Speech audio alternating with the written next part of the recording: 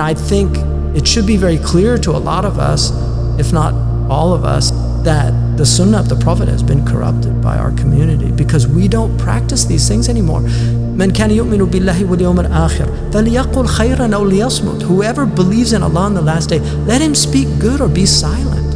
Let him speak good or be silent. Say good things. We have a problem of like these critics that want to just everything everybody does, they will just jump on it.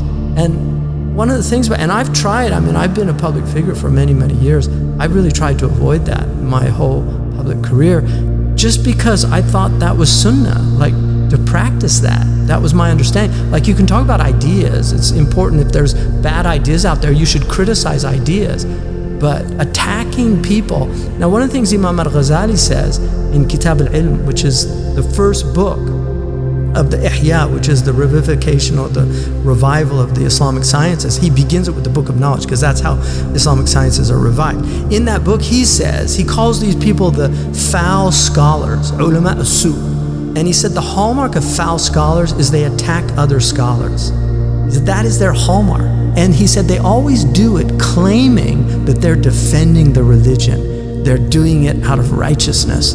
And yadhubbun an al-haq. They're defending the religion. But then he says, in reality, they're undermining the religion. He goes into the psychology behind it, and he says the actual reason why they're doing it is because they know that the quickest way to gain followers is by attacking others.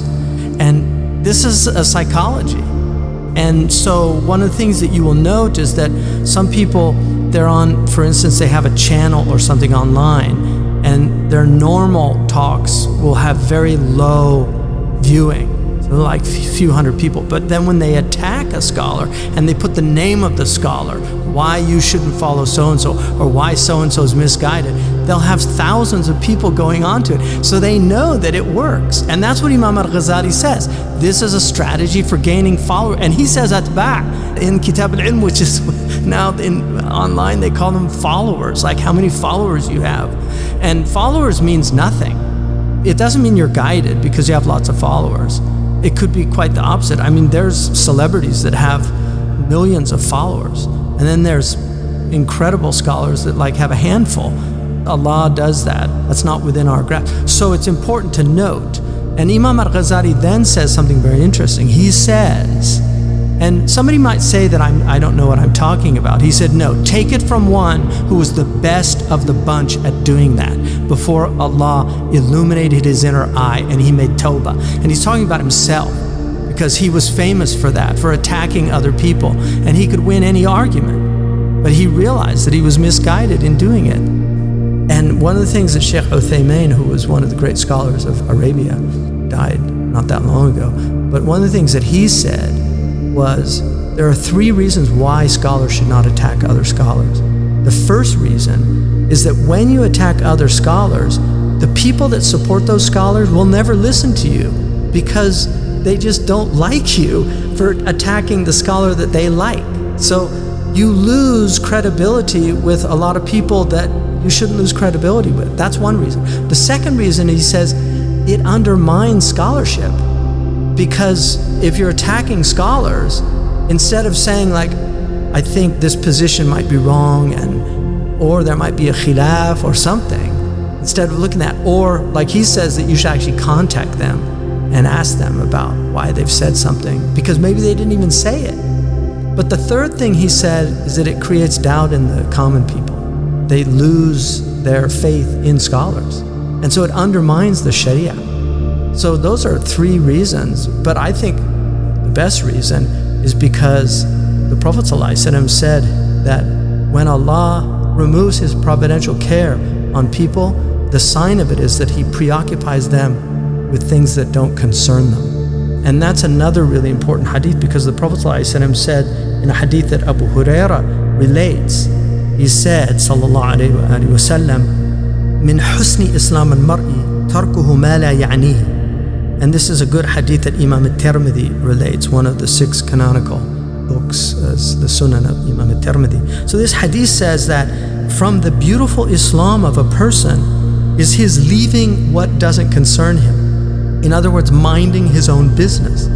And one of the hallmarks of what in English we call busybodies is people that concern themselves with things that aren't their concern. One of the scholars was walking by a beautiful house and he asked somebody whose house it was, and he told him, and the scholar said that he asked forgiveness for Allah for 40 days after that, because he said it was none of his business whose house it was.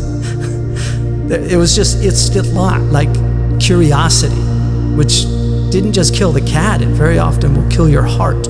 And so in this hadith, which Abu Dawud said is 1/4 of Islam, min husni Islam al-mar'i tarku ma la ya'ni, 1/4 of Islam.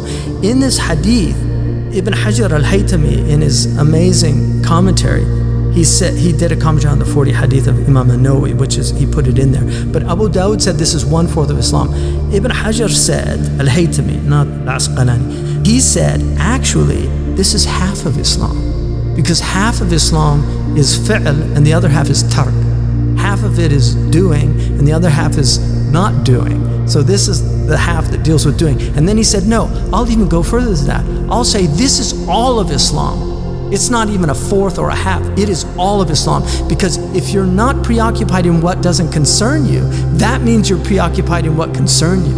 So I just want to really warn everybody, because there's a great statement of Imam al-Ghazali mentions Abul Qasim al-Hakim al-Samarqandi, who was one of the great scholars of Central Asia. He was from Samarkand.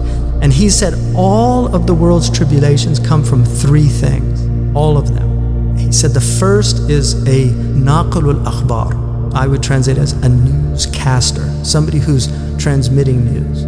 And then the second, he said, is mutalaqi al-akhbar, which is a consumer, a news consumer, somebody who's consuming news. And the third one, he said, is talib al-akhbar, a news hound. And he said none of them are free of blame. So all of the world's tribulations come from these 3 things. And so I want to just close this with something that from a great philosopher who over 200 years ago saw what was happening with the media. Because news, believe it or not, we've always had news, but newspapers and what we call modern media are actually relatively new things. And so this philosopher said that it says daily press, but I'm going to slightly change some of the wording to make it relevant for us today, because it was said over 200 years ago. He said that media is the evil principle of the modern world, and time will only serve to disclose this fact with greater and greater clarity. The capacity of the media for degeneration is sophistically without limit, since it can always seek lower and lower in its choice of consumers. At last, it will stir up all the dregs of humanity which no state or government can control. And then he said, suppose someone invented an instrument, a convenient little talking tube. I'm not making this up, over 200 years ago. A talking tube, which say could be heard over the whole world. I wonder if the police would not forbid it, fearing that the whole country would become mentally deranged if it were used. On the whole, the evil in the media consists in its being calculated to make, if possible, the passing moment 1,000 or 10,000 times more inflated and important than it really is. But all moral elevation consists first and foremost in being weaned from the momentary. I mean, think about this. What does Allah say? Amma yatasa'aloon. What are they asking about? An an-naba'il azim. On the vast news, the day of judgment. That's the real news, that we are going to be taken to account for our lives, for everything we do. And that's the real news. And once you realize that news, once that text message comes to you, if you really take it seriously, you'll start preparing and really think about it. So if you actually look at the name of our Prophet ﷺ, he is a Nabi. What is a Nabi? There's 2 ways of saying that, Nabiyun and Nabi'un, with Hamza or with the Ya. With the Hamza, it's from Naba'a, news. So the prophets are the news bringers. They bring the news. And the news is either glad tidings if you believe, or it's a warning if you don't believe. That's the real news. That's the news that we should be tuned into. It's not CNN, it's not MSNBC, it's not Fox News, it's divine news, because that's the real news. And then he says, and I'm going to substitute, because he was Christian, I'm going to substitute Islam for Christianity here. If Christianity is really to be proclaimed, I would say if Islam is really to be proclaimed, it will become apparent that the media, which will, if possible, make it impossible. There has never been a power so diametrically opposed to Islam as the media. Day in and day out, the media does nothing but delude the masses with the supreme axiom of this lie, that numbers are decisive. Islam, on the other hand, is based on the thought that the truth lies in the single individual. Because you're all going to be raised up as individuals. Each one of us is going to be called by our name and our mother's name. Every single one of us. We are not judged collectively. We're judged as individuals. And this whole collectivization that's happened in the modern era, where everybody talks about groups as if there's some real group out there called this people or that people. Where are they? There's only individuals. That's all there is. And that's, in the end, how we're going to be raised up as individuals.